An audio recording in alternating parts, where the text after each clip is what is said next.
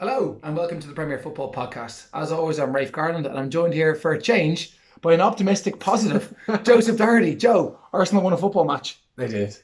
At How last. does that make you feel? I'd honestly forgotten what it was like to win. I'd become impartial.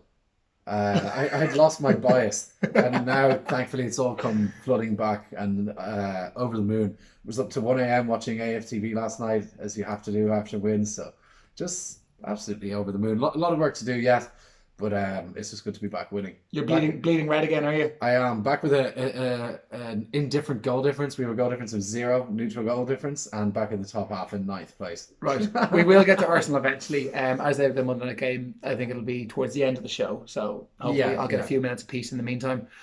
We'll start with the first game of the weekend, which I think was probably the biggest surprise of the weekend. Everton under Duncan Ferguson. Yeah. Coming up with a 3-1 win at Chelsea. Do you know what was most surprising for me was that Dominic Calvert-Lewin scored two goals. I know. The left wing back, the championship left wing back, as we coined him earlier in the season. Yeah. He's not scored 2 goals since he was playing in League One. Yeah, out on loan 4 years ago or something. That doesn't surprise me. And Richarlison continued his rich reign of form. Three games in a row. Three in a row, and he is surprisingly good in the air. He's fantastic. Man, he's very good at football. They paid £50 million for him. Let's not forget. I thought at the time that was surprising, that it was overpriced, that maybe they paid a little bit of extra because of the Marco Silva fiasco, the alleged tapping up that Everton. Do you know anything about that? Merseyside clubs seem to be experts on that, don't they? And I thought that they'd put a premium on. They probably did. £50 million is a lot for him, but it's actually now, a couple of years later, he's actually looking like he might be worth. If they were to sell him, they'd probably get that back. They'd ask for that, wouldn't they? Yeah, definitely would. Yeah. The sticky patch goes on for Frank Lampard. We spoke a little bit about it last week. Is it a full-blown crisis? I mean, they still sit in 4th. They're still 5 points clear of United. Yeah. I think they need to watch out for Spurs. Yeah, big time. And I think that, as crazy as this might sound, if Arsenal can put some sort of form together, then they need to watch out for them as well. There's no reason why there couldn't be a battle on between those 3 clubs for 4th place. And United.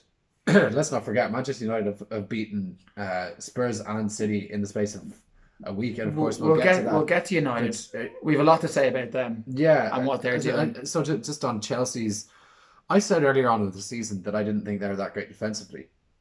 And yes, they have good players going forward, but the way that Lampard played as a player, he showed very little regard for the defensive side of the game, and I think that shows through in his management style. Well, possibly. Look, let's not get too carried away. Let's remember that he hasn't been able to buy any players. They have their transfer ban lifted. They're going into next month. Well, he's been defending this season with Kurt Zuma, who's I know he's a few years in the Premier League at this stage, and he looks a good player, but also with Tomori, who as talented as he seems is only 20. That was their decision to let David Luiz go. I think there was a personality clash with David Luiz. Frank Lampard had played with him, and he just thought there's no chance in hell that I'm keeping this guy at the club, regardless of how good he is as a player. What he could do off the pitch is far more detrimental. And I think you saw Jurgen Klopp make a similar decision with Mamadou Sakho after his first season. He just said, "I don't care how good you are. There's no way you're staying in the squad. Yeah, I can't have you around. You're just too painful. Yeah, for everybody." So, look, Tomori's been starting every Premier League game so far. Rudiger is back this week. He's set to play tonight, Tuesday, in the Champions League. It's a big addition for them. Yeah, that's massive. He's their best centre back. Let's not forget that he managed to play in a back 2 last year with David Luiz. Yeah. David Luiz seems to only be capable of playing in a back 3, yet he was able to play in a back 2. John Terry wasn't able to play in a back 2 with David Luiz. I think that's a testament to the type of player that Rudiger is. He's very robust. He's very athletic. He's an organiser. He's a shouter. He's a leader. He is, yeah. Do you know what? When he first arrived, I didn't think he seemed that great. He was kind of playing as a left-sided centre-back in a 3, and he was almost rotated in and out.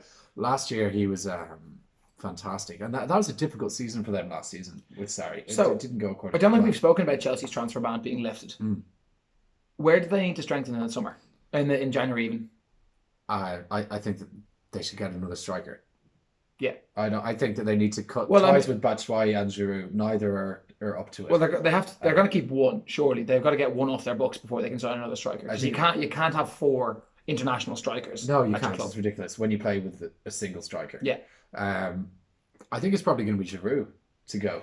With the age and what's left on his contract. But why is it you could almost think that Giroud is at an age now where he's happy to be a squad player at a big club like Chelsea. Well, I think that he has hopes of playing in the Euros for France, and I mean, if he was to be playing week in, week out for the second half of the season, he'd have a case. Whereas sitting on the Chelsea bench isn't going to get him into that team. Well, he left Arsenal to play in the World Cup. This is it. So I wouldn't be surprised at all if he left Chelsea to.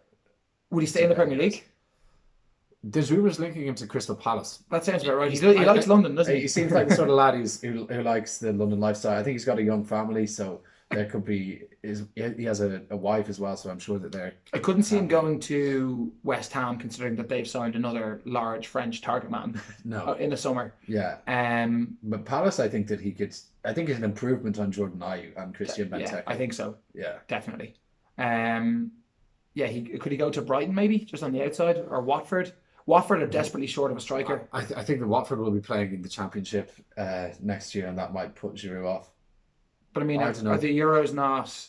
Oh, they're the summer after next. No, they're this summer coming, 2020, Euro 2020. Yeah. But I think that I don't know if he put himself in the position to play. Yeah, okay, fair. Be in the Championship. Fair. And they have Troy Deeney and Danny Welbeck. I don't think that they are in the market for no, and they've signed Sarr as well. Yeah. So possibly Crystal Palace would be a good move for him. I think it's logical. Or else, if he wanted to go back to France, I'm sure there'd be a few clubs that were interested in him. Yeah, Laurent Koscielny might be able to set him up with something over there. Yeah, we don't need to get into him, but yeah, probably. Right, Everton. How long do they keep Duncan Ferguson? Is it a Solskjaer in kind of job, or? No, I don't think so. There's rumours that they spoke with Emery this week. And do you know what? Yeah, I think Sky were reporting that, weren't they? I think that would be a perfect job for him. He's a real underdog manager. He's not this elite level guy that can come into a really top club and make a difference. But you saw what he did for Valencia. They finished third, three seasons in a row with him, and with Sevilla 3 consecutive Europa League titles. I think that he would be much better suited to managing a club like Everton, who are down on their luck and need a lift and need organisation, and in comparison to what he was for Arsenal. Unai Emery and Marco Silva not similar characters? I don't know what sort of character Marco Silva is, but from watching them on the touchline, from seeing how they watch the game and how they react, they don't seem to be the type that kick every ball and scream and shout and are loud. They seem to be kind of calm, charismatic, kind of passive tactical thinkers. Yeah.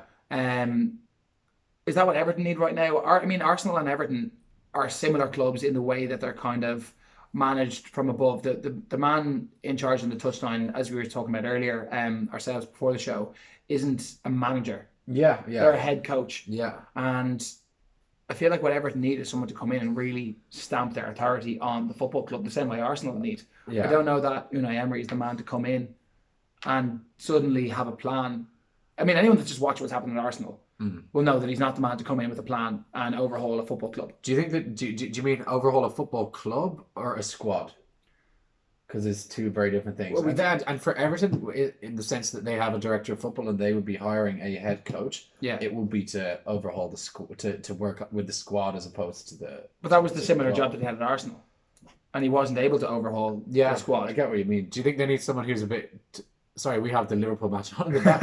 It's like a basketball game going on. It's fantastic if we're looking up to the top. Yeah, we're 17 minutes in, and that is end to end. We'll get to Liverpool shortly. Yeah. Anyway, Duncan Ferguson gave them an immediate lift. I don't know if they need an ass kicker like him. Look, I don't think he's the man to take it full time. And I think too many clubs have fallen into the trap of give it to the old lad, let him go. But it definitely, if you look at Everton's upcoming fixtures, they've got a really, really tough December. I would say leave him at it. Ride the wave while they're positive, while they're hungry, while they're fighting. He's playing 4-4-2.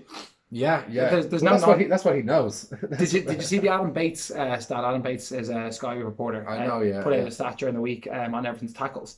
Did you see this? I didn't. No. But they completed 37 tackles in the game, which is the Premier League high for the season, and it's also more tackles than Everton have completed in any Premier League game this decade. Yeah, that sounds about right. Do you think he put the fear of God into them? He just got them playing. If you look at it, it's not like he's come out of nowhere. He's been at the club. I've heard reported 2 different figures this week. I've heard someone say 5 years and someone say 7 years. Yeah. But he's been at the club for at least 5 years anyway. And he's worked at underage level with guys like Tom Davies and Dominic Calvert-Lewin. Yeah. He does know these guys. Everyone in the club knows who he is, what he's about. Of course, yeah.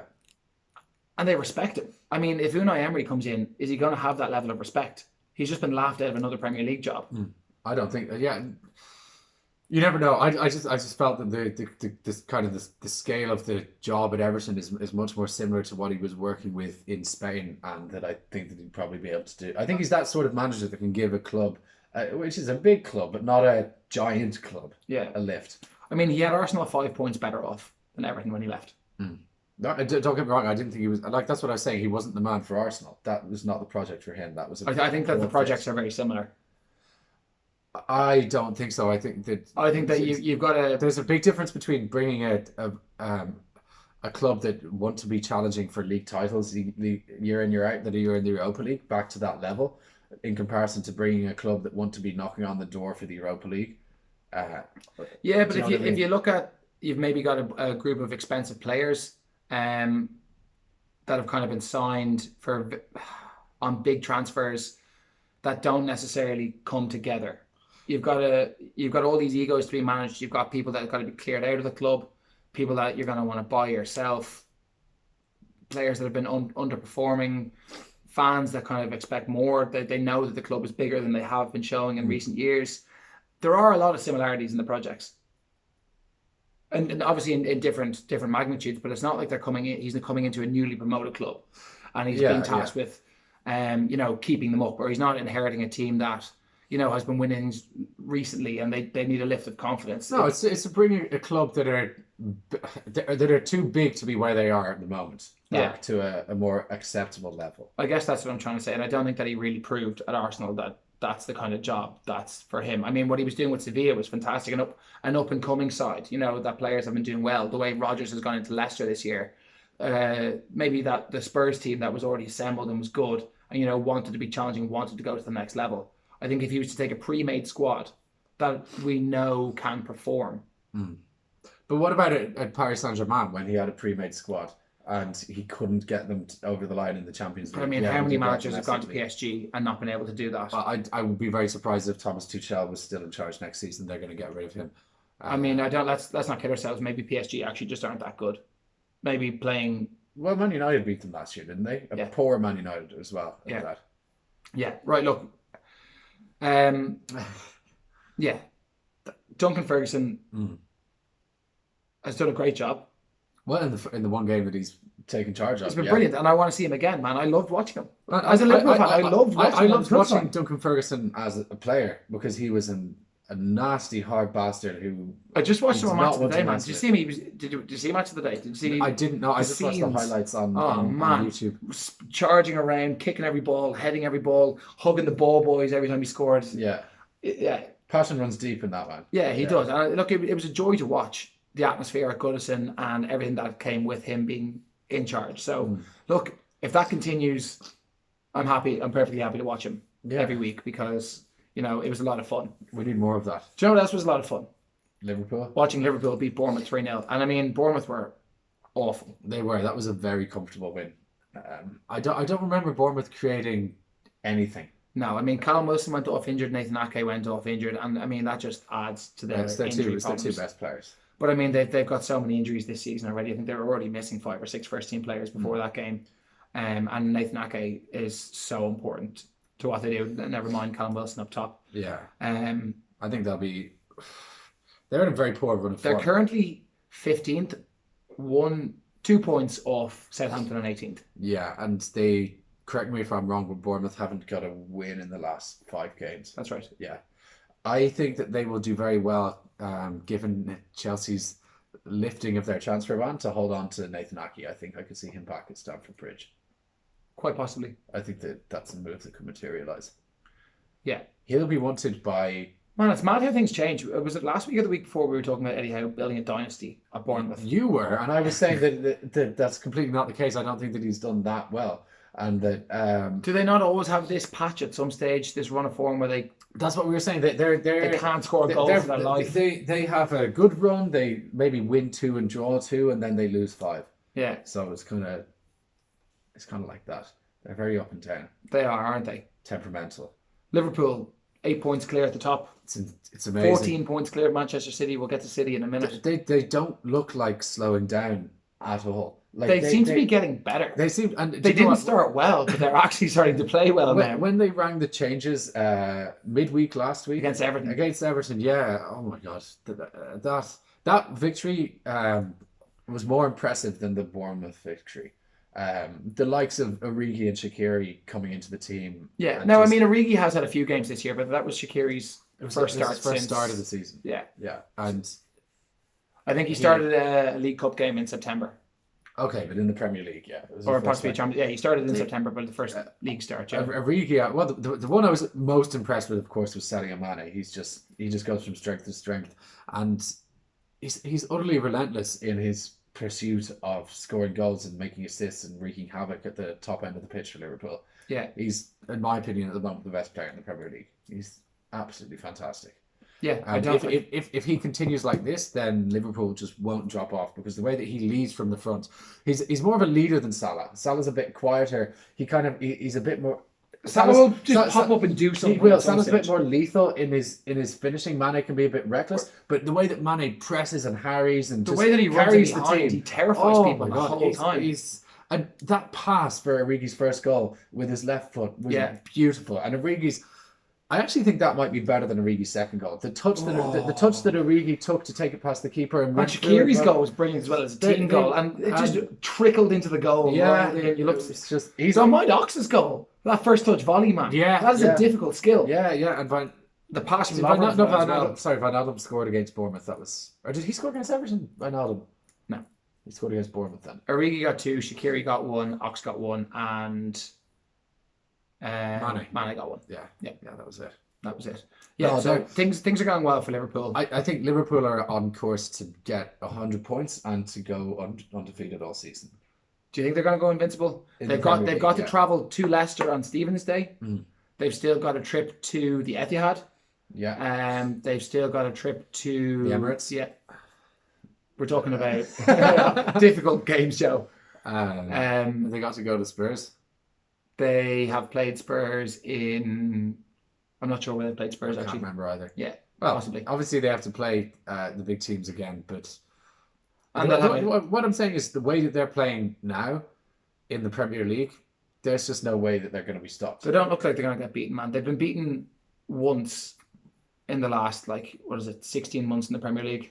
Yeah, and that was against City. Away. That's why a controversial game. That's why I've said many times that Liverpool over the last year have been far and away the best team in England.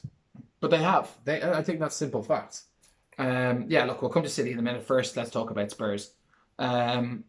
What an assist from Jan Vertonghen. Magnificent. He did all the work for Son, didn't he? That scuffed pass out to the edge of the box. Yeah. Put it on a plate. Yeah. I have to. Well, fair play to Son. That's probably the best individual goal I've ever seen in the Premier League. I can't think of a better one off the top of my head. I heard earlier he ran 90 yards in 15 seconds with the ball at his feet, beating 7 players. Fantastic. Before slotting the ball into the back of the net. Giggs' goal against Arsenal in 98, 99 in the FA Cup was pretty special. But in the Premier League, I can't think of a better individual goal. And Harry Kane's finishing. It's just he just keeps scoring, doesn't he? He just collects the ball, sets himself, boom, back of the net from 25 yards. So, Heung-min Son is on fire. Dele Alli is on fire. Yeah. Harry Kane is on fire. He's got the front players for Tottenham. Even Lucas Moura scored the other day. He's in good form. I'm not going to say he's on fire, but he's playing well. 2-1 Napoli now, by the way. Sorry, 2-0 Napoli now, by the way. But he's come in and made a difference, hasn't he, Mourinho? They were very poor against Man United. Uncharacteristic. They didn't look like a Mourinho side.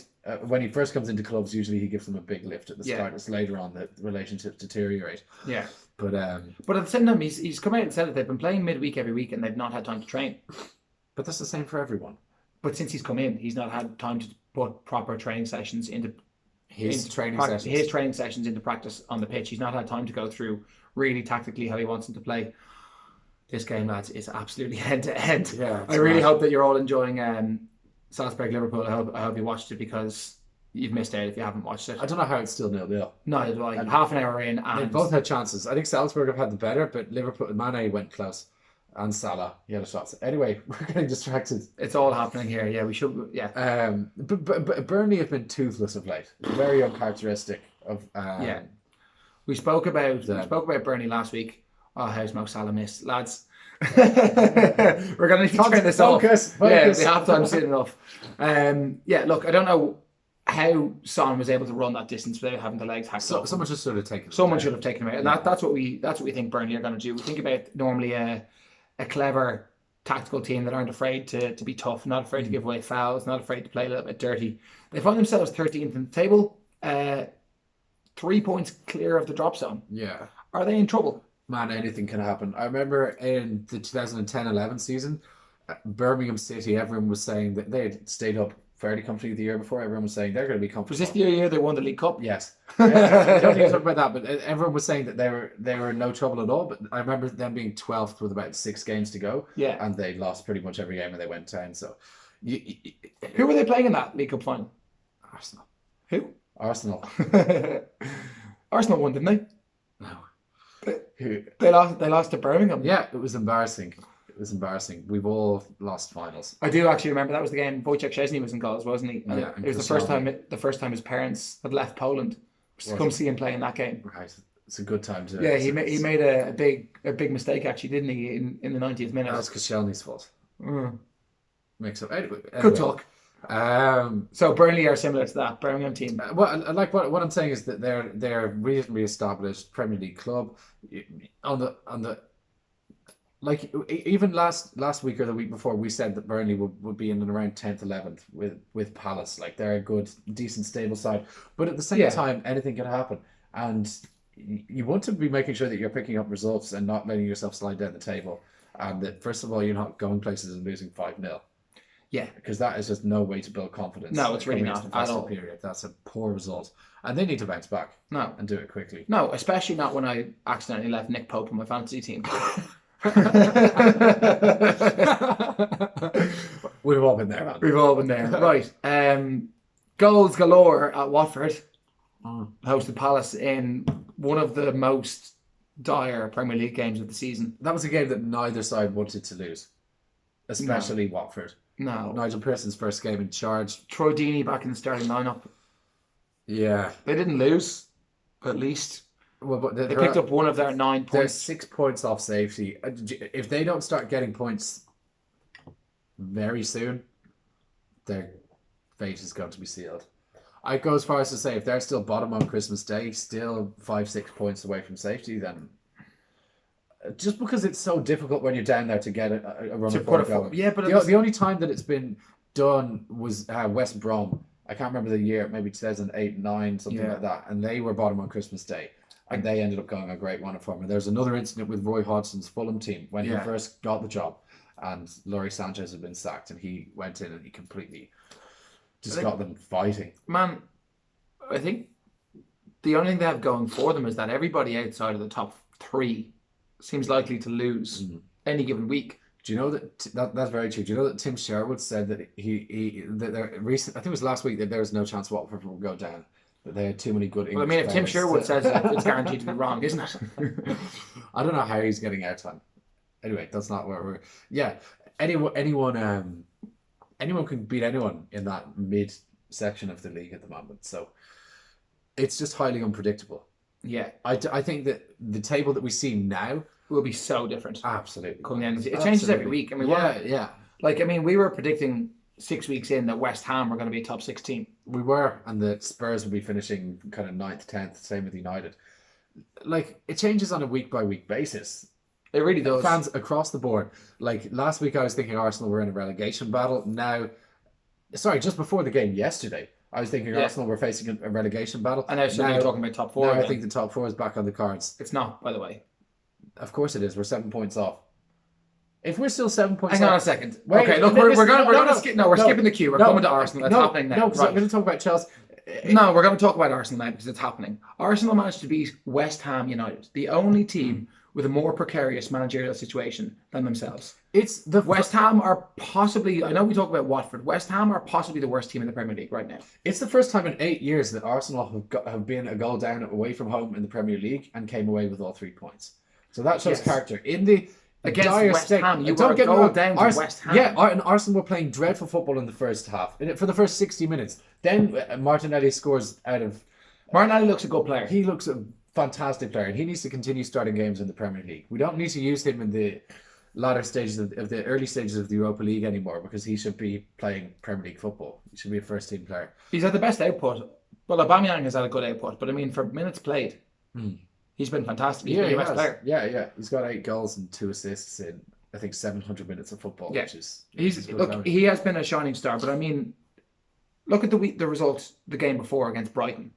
Shocking. Yes. Jesus, look at That's the same manager. It's the same team. I know they beat West Ham. I know West Ham beat Chelsea, but West Ham are awful. They're 16th. They're on 16 points. They're 1 away from safety. They're lucky to be there with how they've been playing recently. Yeah, no, they're awful. Aside from that one game against a Chelsea team that we've already said are on the rocks.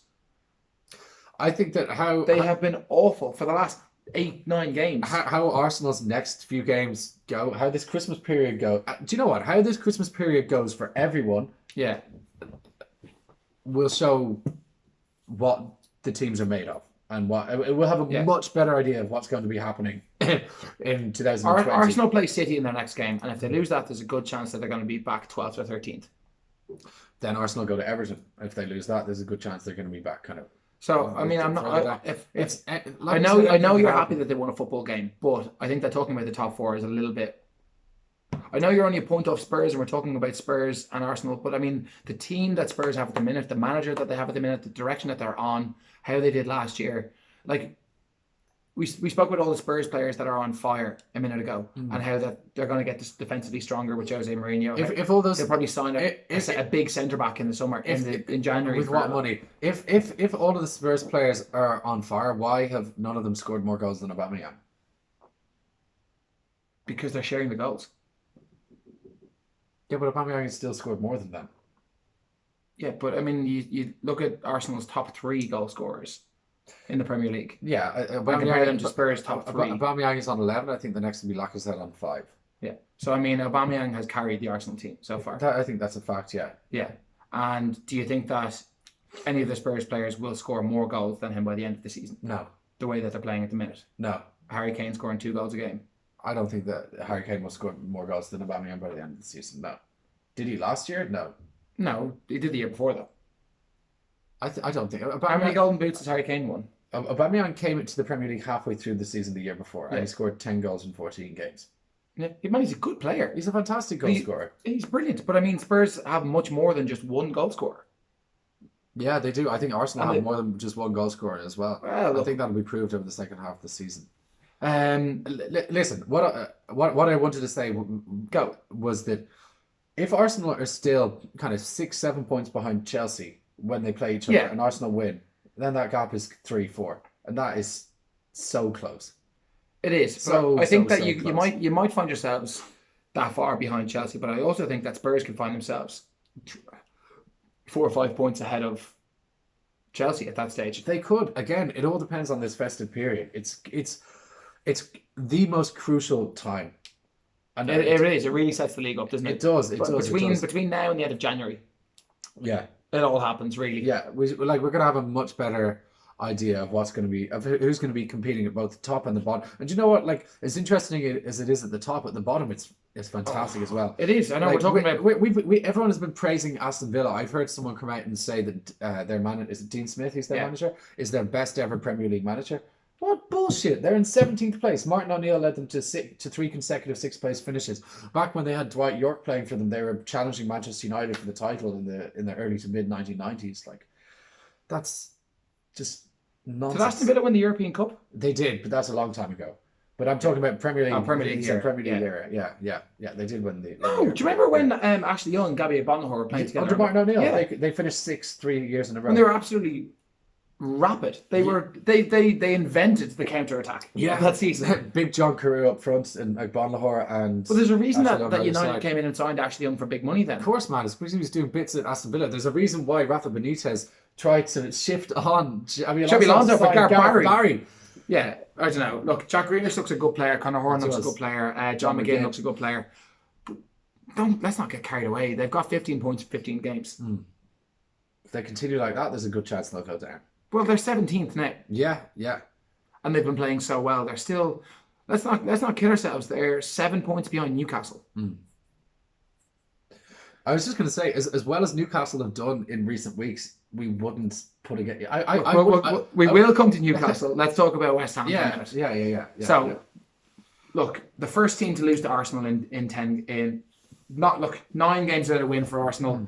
Number 10, West Ham. Yeah, they were really poor. They were really, really poor. Their game plan was just sit back, invite pressure, let Arsenal have the ball. And while Arsenal did nothing with it, West Ham also created very little. Yeah. And then when Arsenal's first goal went in, it was like, I've said it many times, West Ham are the Arsenal of the mid-table. Because they are so soft. Arsenal's goal goes in and they literally capitulate. Yeah. Their substitute left back, Masuaku, was awful for Pepe's goal. He just showed it. He invited him to come on. As good as Pepe's finish was in the Jenkins side, he asked him, begged him to come inside onto his left foot on the edge of the box. And everyone knew what was going to happen. Well, did they? Has Pepe done it in a week out this year? Half the crowd expected. A handful of people expected coming to Rose Dead. A couple of people thought he might score. No, you know that's what he wants to do. Yeah, absolutely. That's his move. Yeah. And they were desperately poor. So we said that the Chelsea result last week may have kept Pellegrini in a job till Christmas. I think the board met today. The directors, David Gold and David Sullivan, and I'd be very surprised if Manuel Pellegrini was still manager. There's a lot of talk about David Moyes coming in there again. He already did that. He already did an interim job. At West Ham. Well, Gus Hiddink did an interim job at Chelsea twice. For the first time in a long time, is there a shortage of good managers to come into the Premier League? Yes. All of the old guys seem to have done their cycles. They seem to have been everywhere. Yeah. There's nowhere left for them to go. They've been sacked everywhere. The Sam Allardyce, the David Moyes, the Mark Hughes, the Chris Hughton. Yeah. Even it goes as far as to say Roy Hodgson. Alan Pardew, yeah. Who's stealing Newcastle Spurs next year. He's still getting 30 grand a week. Till the next summer, yeah. But we, what an awful contract. Worst contract ever given. Worse than the Mesut Ozil contract. Yeah. No, there does seem to be a lack of managers. And you know what? It's the same for the top end of the pitch as well. The table as well. Like, why is Jose Mourinho managed 3 of the top 6 at this stage? Yeah. That's just a bit strange. It is a bit strange. It's a managerial merry-go-round. It is. At the top and the bottom and in the middle. And the fact that Everton, there's no obvious candidate for Everton or Arsenal, or if Manchester United wanted to replace. Yeah. Well, I mean, the pressure was on Unai Emery for so long at Arsenal before he was sacked, and you really would have thought that the club would have had a contingency plan. Absolutely, yeah. But I think that they had blind faith in him. From what I understand about most big football clubs is that they always have a contingency plan, because things can happen. Yeah. Very quickly, and even things in people's personal lives can happen. Absolutely. What if they know who they want the next guy to be, but he's already in a job? Who was it? It was Gerard Houllier. Yeah. Became ill really, really quickly while he was managing Villa. I remember. Yeah. And had to stop managing instantly. Yeah. He had to take 8 months away from the game, or the best part of a year away from the game. Who replaced him again? I think they got relegated. No, they finished 9th that year. It was their assistant took over the job full time. And then they brought in Alex McLeish and he took them down. Yeah, obviously. But I mean, from what I understand, there is normally a contingency in place. Mourinho had been approached by a handful of clubs that were kind of teetering on the verge of sacking managers, and they just. People on the boards reach out to agents, and they're constantly feeling out managers and feeling out players. And you think that there would be slightly more of a contingency in place at these big clubs for when the manager does go. But there seems to be such a shortage of managers out there at the minute. That, I mean, Everton have a 12-man shortlist. Arsenal have a 12-man. Those aren't shortlists. No. Those are just possible managers that are available. What I will say is that Spurs did it literally overnight, and clearly they had Mourinho lined up. Clearly those discussions have been going on. To bring back Chelsea and Goose Hiddink again, and also Rafa Benitez, 3 times they've done it, sacking the manager mid-season and deciding, you know what, we're going to go to the end of the season with an interim. Yeah. And that's look at the success Chelsea have had from doing that. Yeah, nearly always either the interim. We could think of Benitez. Their interim has never been a former player, though. Has it? Not in the Abramovich era. Anyway. No, not to my knowledge. No, it's been Hiddink twice and Benitez once. So it's been an established manager who's come in. Yeah. To Ancelotti was permanent, wasn't he? Yeah, he was permanent. Yeah. What about who was? Di Matteo, he was another one. Yeah. Di Matteo was at the club and he became interim manager. He ended up winning. Avram Grant. Avram Grant was interim as well. Yeah. God, they've had so many. But Di Matteo he won the Champions League while he was interim. Yeah. And then he was doing so poorly the next Benitez won the Europa League or whatever it was called at the time when he was interim, and that wasn't enough. And the second place finish, even though that was all they could achieve. No, the thing is that Benitez could never have got that job full time because the fans just hated him. They did, didn't they? They did hate him. From day one, there were Rafa out banners, and there's. Yeah. I don't think I think you'd be fine pushed to find a Chelsea fan who's a big fan of Rafa Benitez. There are probably some that respect him, because it's very hard to not respect Rafa Benitez. It is. And my God, was he impressive on Sky Sports last night? I didn't see him. Oh, he's brilliant. He did an in-depth analysis of that night in Istanbul, but how he talked about Arsenal's squad and the defence and what he would do. He's someone that I'd be seriously looking at. I don't think that he would go because of his commitment to his current employers and he never breaks a contract. But if there's a way to do a deal, and I think that would be a very smart move. Him or Ancelotti, I think those two would be great. Right. There was quite a big game in Manchester. There was, small matter of the Manchester derby. City are in a crisis, I think that's fair to say, and all credit to Ole Gunnar Solskjaer and Manchester United for the week they've had. Yeah, absolutely. 2 wins against 2 of the Pep Guardiola and Jose Mourinho, both felled by Ole Gunnar Solskjaer in the space of a week. Yeah, I think that picture that was doing the rounds of Ole patting Jose on the head after the game was possibly one of my highlights of the season. It was lovely, wasn't it? It really was. Did you see the look on Jose's face? I mean, I don't particularly like Solskjaer, and I was delighted to have Jose back in the league. But just for moments like that. Yeah, but that's what you want Jose back in the league for. Absolutely. You don't want to see him winning trophies, man.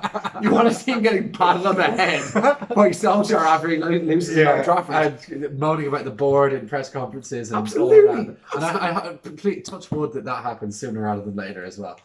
But is this Pep's last season at City? Yes. Yeah. I can't. Is that the worst kept secret in football? Yes, he doesn't do. This is his 4th season, right? Yeah. Because the first season they came and finished 3rd. Then he won 2 leagues on the bounce, collecting 200 points, and now it's all going. There's still a lot of football to play, but they don't look themselves. No. And again, we've had these discussions before. This stems from the fact that they're playing Fernandinho as a centre back, which has a detrimental effect on his. Well, he can't be in 2 places at once. And do you know what? He's actually not that good of a centre back. But do you know what?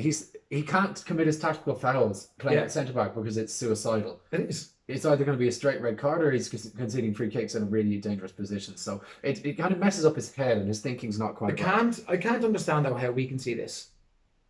But Guardiola can't. Well, I'd love to know what his thinking was. Like, I mean, why is he not just playing Otamendi and Stones? I know it sounds like a shit show and a catastrophe, but I mean, what they're doing now isn't working. They need Fernandinho in midfield. Do you know what? He's a midfielder. That's what I was saying, and it ruins their midfield. The balance isn't right. I don't think Rodri or Gundogan are half the players. They've won the league for the last 2 years. Is he doing a Jose? Is he telling the board, listen, I needed another centre back over the summer, and now I have to play Fernandinho here? Did you hear him come out and say that they can't compete? They've spent £700 million since he's arrived. I hate him. I really hate him. I think he's a twat. I wouldn't miss him. I would miss Jose when he's gone. I wouldn't miss. I wouldn't miss him for a second. Annoying, yeah. He brings nothing. He honestly, he just upsets me whenever I watch him and listen to him moaning the whole time. Like, he's like Wenger, man. No, he's worse than Wenger. Oh, no, Wenger was bad. Wenger pretended to be blind. He did for a decade. Just straight up. I did not see it. You make a great politician, Arsene Wenger. Yeah, something like that. Look, 2 wins for United. Are they doing anything particularly well at the moment? And this might come as a shock to a lot of people, but Fred seems to be a genuinely good footballer. He seems to be doing well, which is strange because he's been awful up until about a month ago. I mean, they say it takes foreign players a while to settle in the Premier League. Has he just taken longer than others? I think he came in a difficult situation. I think he did. And we've seen the same with Nicolas Pepe, with many others. It doesn't help. Clearly, he's got quality. He's been playing very well the past few games, and fair play to him. Yeah. What I would say about Man United is that when you look at their most impressive performances this season, I would say that it'll be those two and Liverpool, and they're playing against the big boys, and they can invite pressure and hit them on the counter attack. They're a fantastic team on the counter attack. Yeah. When you're asking them to play, I don't think that they're that great, and I think that these 2 fixtures were good games for them. All credit to them for going out and winning them, because, correct me if I'm wrong, but they didn't win these 2 fixtures last season. No. Did they beat City at the end? No, they beat them at Old Trafford, didn't they? 2 years ago, they beat them to delay them winning the league. Right. City could have won the league. Sanchez scored in that game. Yeah, that was 2 years ago. Yeah. Last year, I think City did them in the Etihad. Here's a question for you, speaking of things that could change by the end of the season. Is Marcus Rashford going to play in the Euros? Is he going to start? No, he's not going to start, because it's him or Jadon Sancho. They're going to play Sterling and they're going to play Kane, and that leaves 1 place left. How good has Rashford been, though? He's been fantastic, and people will say he's only scoring penalties, but it's all-round play. He's winning these penalties. He's driving into the box and making. He could have had a hat-trick the other day. He could have. He hit a crossbar, just missing with that side of the foot. Yeah. He's a man in form. He is. I think that he needs to work on his finishing, because it's certainly the one that hit the bar. I think that it didn't need to get that high. No, it really didn't need to get that high. Was he trying to find the top bins? Did he want to score the perfect He's goal? He's too good, yeah. Something like that. Now, look, I don't know if we're ones to tell elite strikers not to aim for the top corner. No, but you know what I mean. He's playing with confidence. He's not afraid to shoot. He is, and Solskjaer is clearly. He was poor under Mourinho. Because he looks like, I think Mourinho. But he was still young. He was still coming through. It's very similar to the Sterling situation under Rodgers at Liverpool, where they were just the only thing going for the team up front. Wingers. Rodgers made Sterling a scapegoat. Man, they were young wingers, teenage wingers, being played as lone strikers, and being berated for not scoring enough goals in a bang average team that was giving them nothing. I give Rodgers so much credit now, but that's because he's changed so much. Look, because he used to be such a he threw Sterling onto the bus time and again when he was manager of Liverpool. He did for not. He did, and look, when Klopp took over at Anfield, I remember reading a lengthy. I'm not sure. It was an article that was with an interview. Sorry, it was an article based on an interview with Sterling's agent. Yeah, Sterling and his agent, and they basically explained their decision for leaving City wasn't just fiscal. Yeah, that it was to do with a breakdown in the relationship between him and Brendan Rodgers, essentially. And look, I understand that Brendan Rodgers was under a lot of pressure at Liverpool, and I know it's the same transfer committee that Jurgen Klopp is working on now, but they were all brand new to it then. This was the first time that these people had run a football club. The owners had run a football club, and they were focused on this Moneyball style, and I think that it has worked. But I think that the way the club has been run behind the scenes has improved so much since Klopp took over as well. And it's not just the players and it's not just the manager. I mean, the owners have really got it right. And they weren't getting it right at the start, where they were giving Rodgers a list of 5 or 6 players saying you can have whoever you want. And he was kind of forced into signing Mario Balotelli because he didn't fancy any of the young players that were being suggested. Yeah. This kind of thing. And the squad that they ended up with in that Champions League campaign after the season they nearly won the league when Suarez left was abysmal. Ricky Lambert and Balotelli and Barini is there. I mean, it was a mid-table team. Gerrard was on the way out. Carragher was retiring. Yeah, and there was just quite a kind of lack of direction with the club. Nobody was really sure. Like, it was obviously pre-Mane, pre-Salah, Firmino was actually brought in by Brendan Rodgers. He was, as an attacking midfielder. Yeah, so fair play to him for that one. And fair play to the club for getting it right. But I think that was around the period the club were starting to get it right. But what was happening with Rodgers there, it was right for him to go. Yeah, He had run his course there. He had that team that he had with Suarez and Sturridge and Gerrard in that kind of the end of his prime. And that was their chance. You know, he had that team for a couple of years, and that year they had a real go for it was the peak of that project. And when that project came down, it needed to be rebuilt, and he wasn't the man to rebuild it. I wish the Klopp had come in half a season sooner, and maybe Raheem Sterling would have stayed at the club. Who knows? Look, anyway, yeah, he's obviously gone away. He's done his time in Scotland. You had a chat about him during the week. Yeah. And he's come back, and he's doing a fantastic job at Leicester. He is. He looks a new man. Like I something I said in the piece I did was that he looks lean. He looks fit. When he was manager of Liverpool, he was overweight. I think he's a lot hungrier now for success. Well, that's because he's not eating as much. exactly my point. They had a good win against Villa anyway. Yeah, they did. Yeah. Iheanacho was back scoring goals. Is that down to Brendan Rodgers and his man management? Iheanacho is 28 now. He's not. I heard that the other day. No. Is he not? Well, I don't know. He was a teenager when he played for City. Tell me how Kelechi Iheanacho is there. There's no way. I was shocked. I couldn't believe that. No. He's definitely not. What I will Could he be older than Jesse Lingard? Is there a chance? Jesse Lingard is going to turn 27 This is what I'm saying. He's 23. He's 23. Who told me he was 28? Yeah. Some idiot. Some idiot is right. I think I read it somewhere. Anyway, because he had a shocking run under Claude Puel, and he was playing a fair amount of games, and he scored one Premier League goal last season. Yeah. So Roger, 3-3 from this year, isn't it? Yeah, it is. Yeah. No, sorry, 2-2. 2-2. 2-2. Yeah, it was the goal against Everton. Yeah. And it was an assist as well, impact off the bench. Yeah. And then it was against Villa. They won 4-1.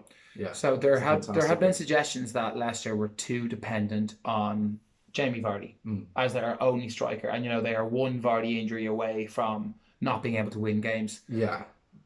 I think Brendan Rodgers had used the same 11 players for something like 11 of their first 14 games. Of course, yeah, and they were winning, so why would you change it? But he rang the changes. But there was this suggestion that, they were only a couple of injuries away from plummeting down the table and not stringing any results together. Yeah.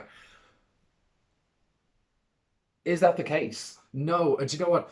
He played a 4-4-2 the other day against Villa, and he played Dennis Pratt, who he was signed kind of as a backup central midfielder, and James Maddison on the wing, on the wide midfield positions, and then Iheanacho and Vardy up front, and it worked really well. I would, however, worry if Vardy got injured, because I don't.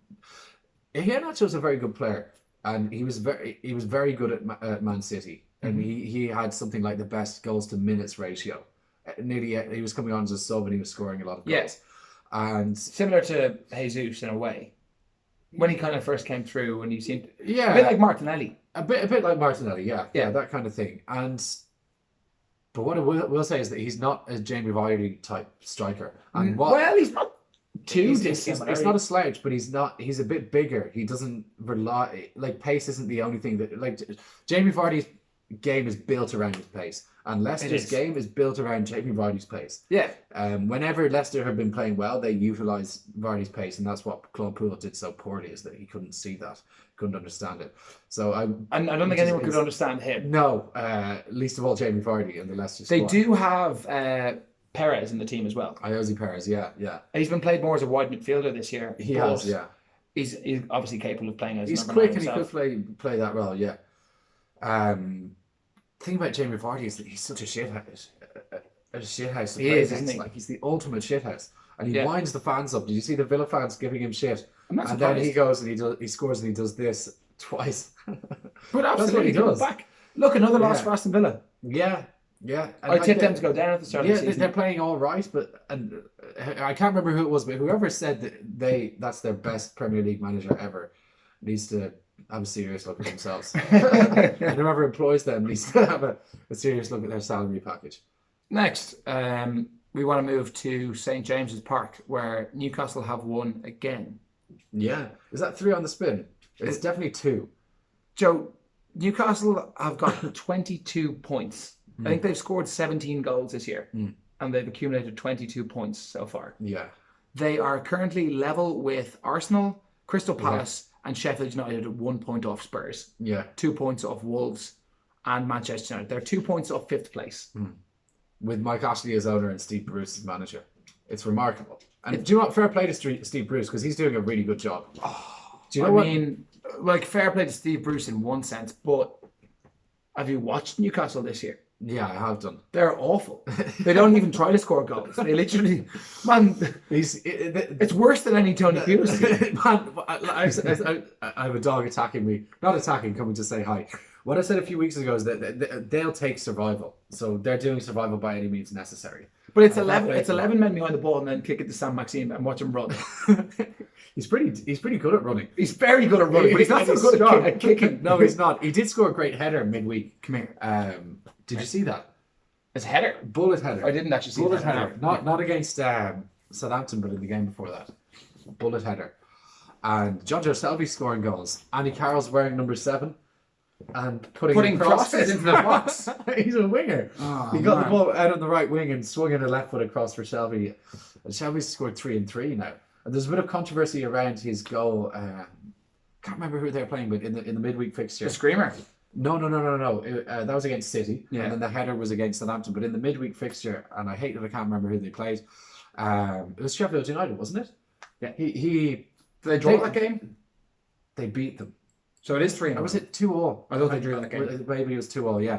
But anyway, he was called offside, but he... Oh, I did see this. Yes, I did see this. He continued playing. Yeah. Yeah, and he put the ball in the net. Yeah. And with VAR, I don't see anything wrong with that. No. You have to do that. Play to the whistle, man. Absolutely. Well, the whistle went, and it was given... No, the flag went up. The flag went, but the whistle didn't go, yeah.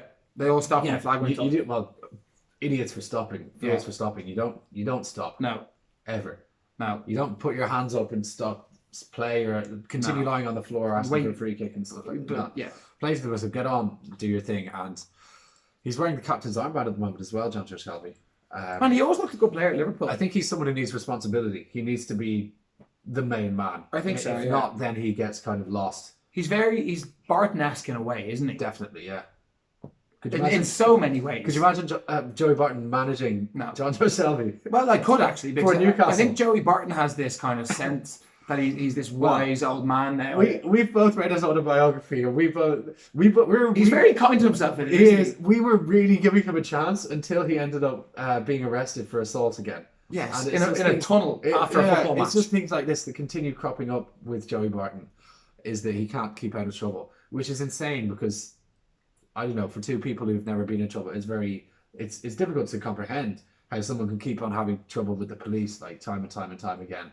His autobiography is very good, and it does go away to explaining who he is and why he is, but at the same time, he also just says a lot of things like, "This is who I am." He's a product of the working class. Council estate that he grew up. He seems to be able to understand it all, yet not change anything about it. So, like, he's a smart guy. He was on BBC Question Time, but like you say, he's just not capable of breaking down those barriers completely in his own head.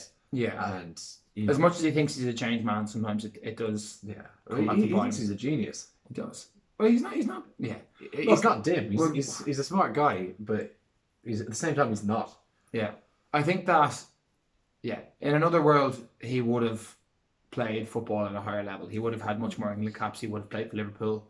Arsenal were in for him. Yeah. And on the opening day of the 2011-12 season, he got sent off for goading Gervinho. I remember. He got Gervinho sent off, and Wenger pulled out of the deal. Yeah, I remember that. Yeah. He was linked with Liverpool on several occasions until He should have gone to Liverpool. Well, I think he was almost signed for them until they sacked Julia and brought in Benitez, and straight away he started signing Spaniards. He's brought in Xabi Alonso and Luis Garcia, and that went out the window then and there. He would be an Evertonian as well, Joey Barton.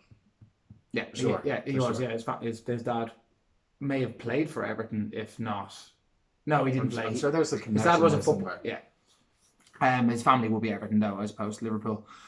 Southampton, another loss for them, but they find themselves level with 17th place Aston Villa. 5 goals in 5 games for Danny Ings. Yeah, he's doing the bits. I should really have brought him into my fantasy team before the double game week. Don't talk to me about fantasy football. I got absolutely played. absolutely played by Sean Windsor, who I know is a regular listener of the show. And will be joining me in a few weeks' time. Well, we've got all sorts of fun specials. Well, I might need to pull him off the show now because of this. I don't know if you've heard about this. We went for a few Guinnesses last Friday, and at about 8 o'clock it must have been, or 7:30 or 7 o'clock or whatever, I said, "Wait, there's no Premier League on tonight, is there?" Yeah. And of course, there was no Premier League on that night. It was after the Thursdays, before the Saturdays, and the lads told me, "Yeah, there is, yeah." Oh, jeez, you don't believe the lads after a few scoops. I only just got there. I joined them. I was like, "Oh no, it's not on the." Yeah, I'm not on your team. Oh, it's on my phone. It broke. We've got a new phone. I'm sure you can appreciate the great quality and great audio that we were using my phone before. My phone is. We were, but yeah. Anyway, there's a new setup today because of the damage to the phone, so I couldn't verify any of this information they were giving me. Woke up slightly hungover on Saturday morning, with still no phone, and didn't realise that there was, of course, no football on. So for the second week in a row, the team didn't get done going into the game week fixtures. Yeah, and he sent me a message that finally I got a new phone, turned it on at 4 o'clock on Saturday afternoon or something. Oh, by the way, we were messing last night. Make sure you do your team. Yeah. Yeah, so he's actually kicked off that show. Well, we'll have to have a think about that. We'll talk about it. It's not your call, I'm afraid. Last game of the weekend, Norwich hosted Sheffield United. Norwich suffering a defeat in a game they really would have wanted to take something from. And they took the lead as well. Yeah. Alex Tete scored. Going in front at home, you really need to take something from those games because they really are struggling for points now. They're starting to get themselves a little bit adrift. They're 4 points off safety, closer to bottom than they are safety. And they're in deep trouble. I think they'll go down. I don't think they look particularly great. No. They remind me a little bit of Blackpool from a few years ago. Do you know, Blackpool was a bit easy on the eye to watch. Yeah.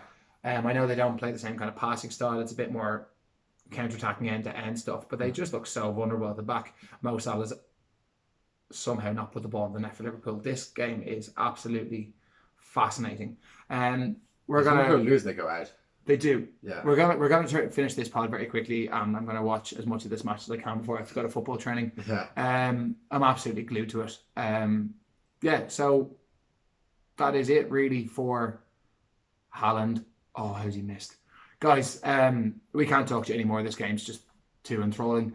We hope that you've enjoyed the show. Shout out to the regular listeners that we know we have. Sean Winslow, like you mentioned there. Darryl Byrne. Yeah. Kieran Quinn. Joe Boyle, who we met earlier. Great to know you lads are listening. If you are a regular listener of the show and we haven't given you the shout out today, let us know that you're a regular listener to the show. Give us comments on YouTube. Share it on your social media. Give us some shout out. Guys, we need more subscribers on YouTube if we're going to keep doing this. We need them, Joe. Of course we do. We can get those numbers up. We've been in touch with Boris Johnson's marketing advisors. They're going to put together an advertising campaign for us. Yeah, I was on the phone with them today. if you thought his Love Actually and Bulldozer... Yeah, we're going to get the bulldozer into the studio. We're going to crash through the window. Big PFP sign. No, we're not really. But just subscribe to us on YouTube and share us around a little bit. Give us a few comments. Give us a bit of love. Because as much as we enjoy doing this, we'd enjoy it much, much more if we could interact with you guys just a little bit more. We need more from the fans, Joe. Do some live streams. Get live comments. Couple of live streams. We need 1,000 followers. We need to get Big Duncan in, man. Get the fans going. If we can get 1,000 YouTube subscribers this year, I promise that we will have Duncan Ferguson on the show. We will bring the show to Duncan Ferguson if we have to. If we can get 1,000 subscribers by the end of the season, we'll do our best. We will have Duncan Ferguson on the show. I'm making that promise now. Hold me to it. See what happens. 1,000 subscribers this year. What do you reckon? That'd be big. Be huge. I'm very happy with that. Duncan Ferguson would be very impressed. Yeah, lads, we're just rambling. Pleasure as always, Joe. Thanks for joining me. Nice to see you, Rafe. Are Liverpool going to win? I actually have a funny feeling that you won't win. But will they draw?